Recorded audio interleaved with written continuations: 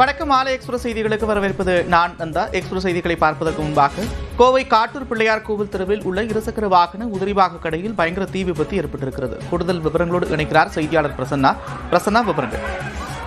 வணக்கம். கோவை காட்டூர் பகுதி பிள்ளையார் தெரு கோவில் வீதியில் தனியாருக்கு சொந்தமான இருசக்கர வாகன உதிரி பாகங்கள் விற்பனை கடையானது செயல்பட்டு வருகிறது. இங்கு பல்வேறு விதமான இருசக்கர வாகனங்களுக்கு தேவையான உதிரி பாகங்கள் விற்பனை செய்யப்பட்டு வருகின்றன. அது மட்டுமின்றி வெல்டு வைக்கும் பணிகள் மற்றும் பேட்டரி போன்றவைகளும் விற்பனை செய்யப்படுகிறது. இந்நிலையில் இங்கு சற்று நேரத்திற்கு முன்பு தீ விபத்தானது ஏற்பட்டிருக்கிறது.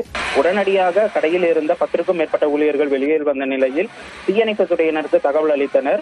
அந்த பகுதி மிகவும் குறுகலான பகுதி என்பதால் தீயணைப்புத்துறை வாகனங்கள் வருவதற்கும் சற்று சிரமம் எடுத்தது. இருப்பினும் தற்பொழுது 3 தீயணைப்புத்துறை வாகனங்கள் வந்த வண்ணம் இருக்கின்றன. மேலும் கடையில் பற்றிய தீயானது அருகில் உள்ள வீடுகளுக்கும் பரவுவதால் அந்த வீட்டில் உள்ளவர்களும் வெளியேற்றப்பட்டு அங்கு ஏற்பட்ட தீயை அணைக்கும் பணியானது தற்பொழுது நடைபெற்று வருகிறது. இதன் காரணமாக இப்பகுதி முழுவதும் ஒரு பரபரப்பான சூழல் நிலவி வருகிறது. அதிக அளவிலான கரும்புகை வெளியேறுவதால் குழந்தைகள் மற்றும் முதியவர்களுக்கு மூச்சு பிரச்சனைகளும் வருகிறது.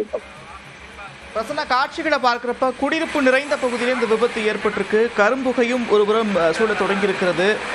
மூச்சு பிரச்சனை இருப்பவர்களுக்கான முன்னெச்சரிக்கை நடவடிக்கைகள் ஏதேனும் எடுக்கப்பட்டிருக்கிறதா பிரசன்னா? நிச்சயமாக இங்கு கரும்புகை அதிக அளவு வெளியேறப்பட்டு வருவதால் இங்கு முன்னெச்சரிக்கை நடவடிக்கையாக 108 ஆம்புலன்ஸ்களும் ஒன்று தயார் நிலையில் வைக்கப்பட்டுள்ளது. யாருக்கேனும் ஏதேனும் உடல் உபாதைகளோ அல்லது ஏதேனும் மூச்சு திணறல் ஏற்பட்டாலோ அவர்களை உடனடியாக மருத்துவமனைக்கு அழைத்து செல்வதற்கான தயார் ஏற்பாடுகளும் தயார் நிலையில் உள்ளது. அது மட்டுமின்றி இங்கு இருக்கக்கூடிய காவல்துறையினர் குழந்தைகள் மற்றும் முதியவர்கள் இந்த பகுதியில் நிற்க வேண்டாம், சற்று விலகி செல்லுங்கள் என்று அவர்களை எல்லாம் அப்புறப்படுத்தி வருகின்றனர்.